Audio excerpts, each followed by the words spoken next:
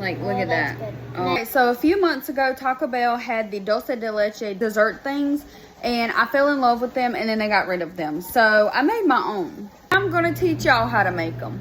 All right, so first things first, you gotta make some caramel. Sweetened condensed milk that's in the can, and you boil it for like 3 hours, and then you'll have caramel. Once your caramel is done in the can boiling, let it sit for an hour and a half before you open it, because 1, it's hot, and 2, it can explode. I am gonna be the little tiny helper. Yes, you are. All right, get you a big pot. All right, you're gonna need some canola oil because you're frying. We need some oil. Stop. She makes fun of me because of how I say oil, so I'll try to say oil.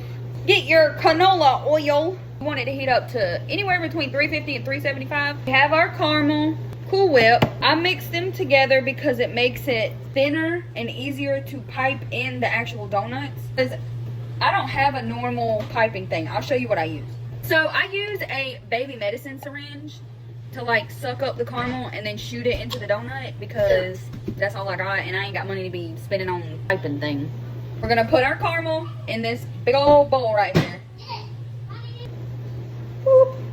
This is hard. I'll show you what it looks like when she's done. All right, get you a bowl of sugars. All right, go ahead and bust open a can of biscuits. You are a cool guy. You've always been a cool guy. The coolest guy. Coolest. Other than Daddy. All right, Buggy did 90% of this. I only had to help a little. But this is what it looks like. All right, you're going to just start dropping them in there. Make sure you flip them. All right, now you're going to take your donuts.